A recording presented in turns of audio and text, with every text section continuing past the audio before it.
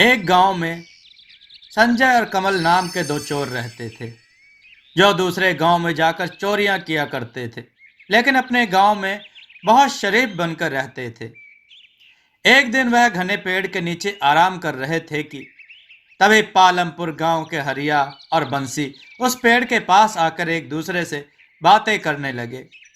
हरिया बोला, अरे बंसी भैया, सुना है कल मुखिया जी की बेटी की बारात शहर से आ रही है। क्या तुम्हारे पास दावत आई है क्या?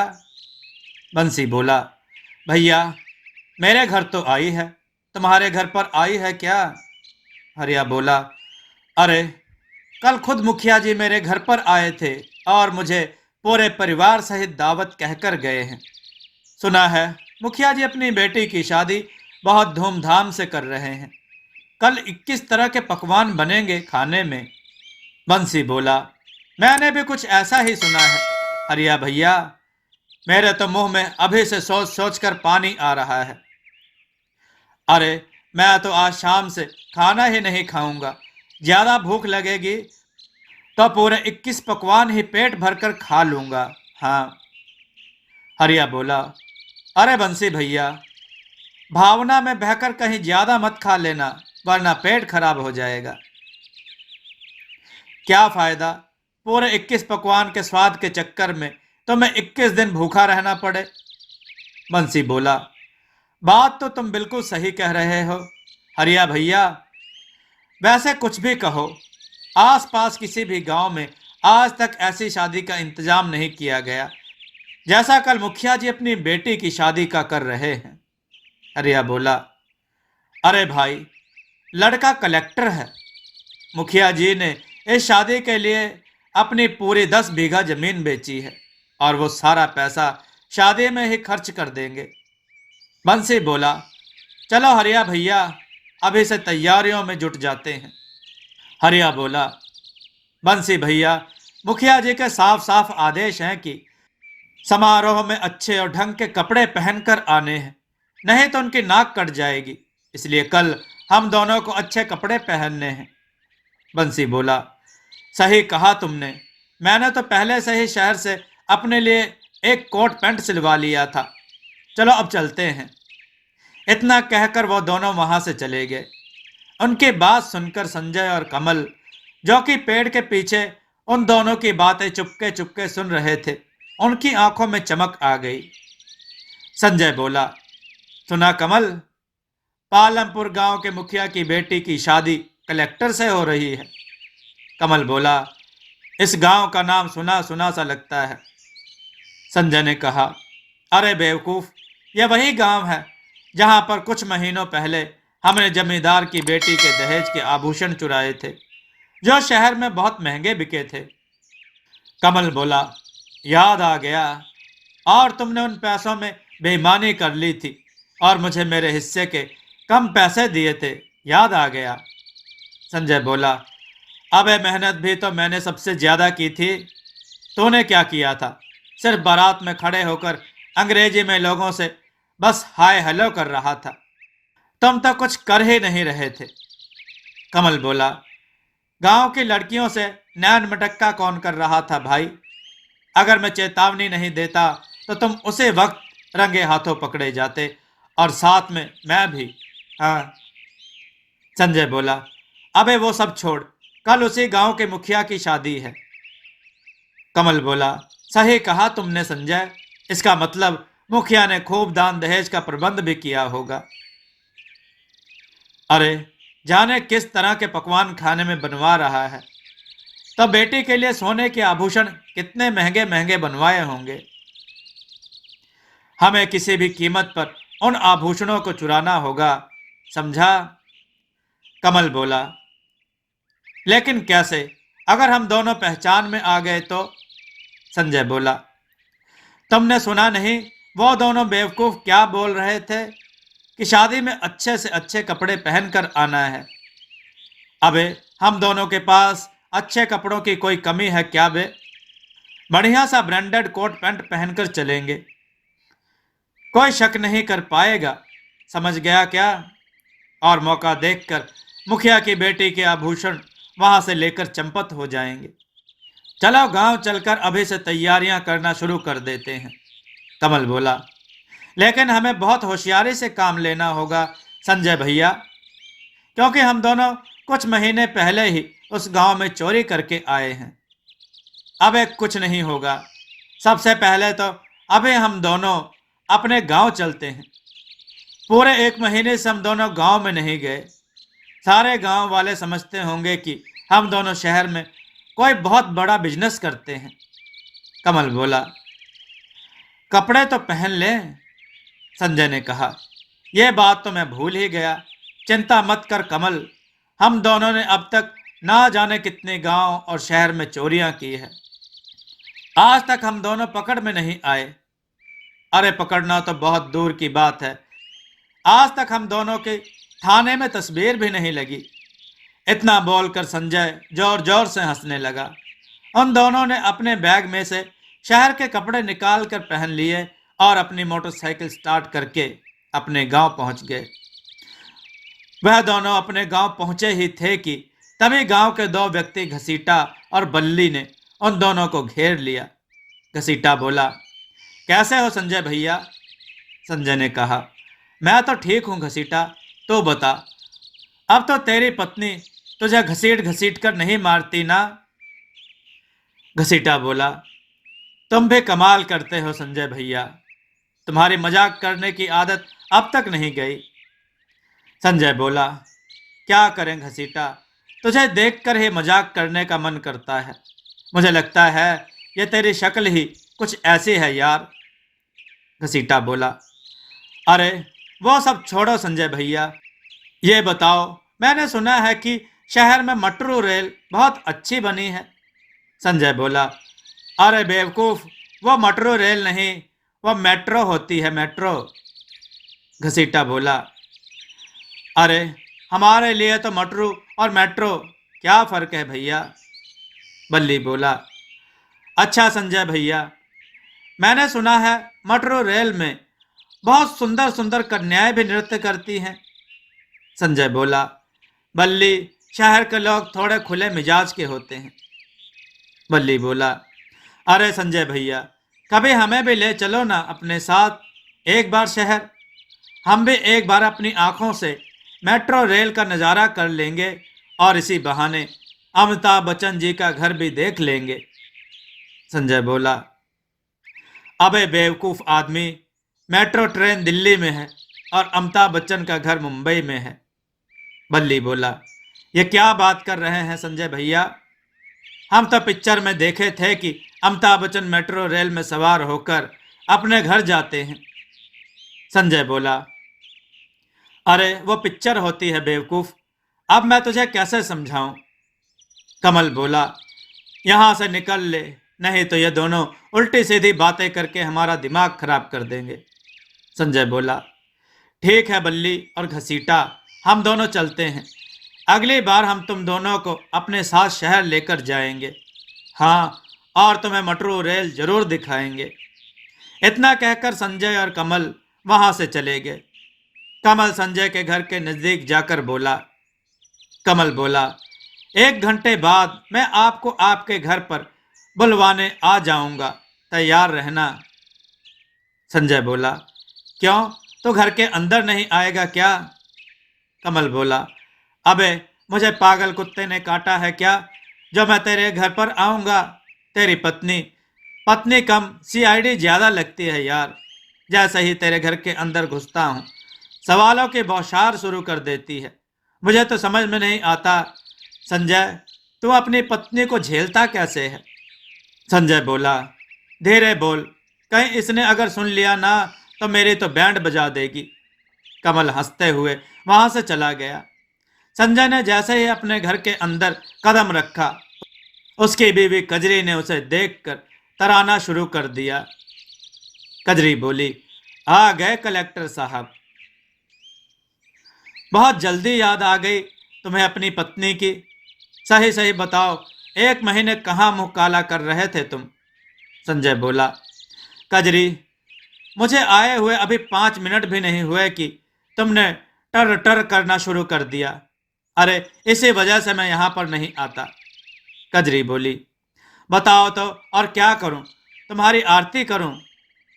कितनी बार कहा है तुमसे कि मुझे भी शहर ले चलो, लेकिन नहीं, मुझे ले जाने के नाम पर तुम्हारी नानी मर जाती है। संजय बोला, अरे, उन्हें तो मरे हुए सालों हो गए। कजरी बोली, मैं अब तुम्हारी एक नहीं सुनूंगी। इस बार मैं तुम्हें तुम्हारे दोस्त के साथ अकेले नहीं जाने दूंगी। मैं भी तुम्हारे साथ शहर चलूंगी। गांव वाले मुझसे तरह तरह के सवाल करते हैं कि तुम्हारे पति शहर में ऐसा कौन सा बिजनेस करते हैं। संजय बोला, मैंने कितनी बार कहा है तुमसे कि शहर में हमारा कपड़ों का व्यापार है, अच्छा खासा मकान है। कजरी बोली, तो उस मकान की फोटो ही दिखा दो पतिदेव। आज तक तुमने तो उसकी एक तस्वीर तक नहीं दिखाई। मुझे तो लगता है तुम जरूर उल्टा सीधा काम करते हो शहर जाकर। संजय बोला, बकवास बंद कर कजरी, कुछ देर बाद मैं यहाँ से चला जाऊंगा। कजरी बोली, अच्छा ये बताओ, शहर से मैंने जो तुमसे चांदी के छल्ले मंगवाए थे वो लाए क्या आप? संजय बोला, जब देखो चांदी के छल्ले, चांदी के छल्ले। अरे, पिछली बार ही तो तुम्हें लाकर दिए थे, वो कहाँ गए? कजरी बोली, वो सब मुझे नहीं मालूम, वह मुझसे खो गए, अब मुझे दूसरे चाहिए। संजय बोला, मुझे क्या पागल समझ रखा है कजरी? सीधे सीधे ये क्यों नहीं कहती कि जो मैं शहर से तेरे लिए चांदी के छल्ले लाता हूं तो अपने घर वालों को दे आती है। कजरी बोली, खबरदार जो अपनी जबान से मेरे घर वालों का नाम लिया। संजय बोला, नहीं तो क्या कर लेगी तू? कजरी बोली, अभी और इसी वक्त अपने भाइयों को बुलवाकर तुम्हारा मुंह लाल करवा दूंगी। मत भूलो, 6 भाई हैं मेरे। पिछली बार की मार याद है ना, कैसे उन्होंने तुम्हें मार मार कर तुम्हारा मुंह सुजा दिया था। संजय बोला, मेरा दोस्त कमल बिल्कुल सही कहता है। पता नहीं मैं तेरी जैसी औरत को कैसे झेल रहा हूं भाई। कजरी बोली, खबरदार जो तुमने उस कल मुँहे कर्म जले दोस्त का मेरे सामने नाम लिया। निठल्ला कहीं का, उसकी तो आंखों में ही छिछोरापन छलकता है, छिछोरा कहीं का। संजय बोला, बस कर कजरी, अब मेरा और ज्यादा दिमाग मत खराब कर। पति थका हारा आया है। पानी को तो तूने पूछा नहीं, उल्टा भाइयों से पिटवाने की धमकी देने लगी। जाकर मेरे लिए एक गिलास पानी लेकर आ। संजय की बात सुनकर कजरी पैर पटकती हुई वहां से चली गई। थोड़ी ही देर बाद कमल संजय को बुलाने के लिए आया। दोनों पालमपुर गांव चले गए। अगले ही दिन बड़ी चालाकी से संजय और कमल शहर से आई बारात में शामिल हो गए। संजय कमल से बोला, बहुत होशियारी से काम लेना होगा, और हाँ, ओवर एक्टिंग करने की बिल्कुल भी जरूरत नहीं है। याद है ना, पिछली बार तेरी ओवर एक्टिंग की वजह से हम दोनों फंसते फंसते बचे थे। कमल बोला, चिंता मत करो संजय भाई, इस बार ओवर एक्टिंग बिल्कुल नहीं करूंगा। इस बार ऐसी एक्टिंग करूंगा कि यहां से चोरी करने के बाद हम दोनों सीधे मुंबई जाएंगे। संजय बोला, मुंबई में जाकर क्या करेंगे? कमल ने कहा, अरे, फिर फिल्मों में काम करेंगे और क्या। संजय ने कहा, यह बकवास बंद कर कमल और काम पर ध्यान दे। मैं जरा इधर उधर देख कर आता हूं कि मुखिया ने गहने कहां पर रखे होंगे। चल काम पर लग।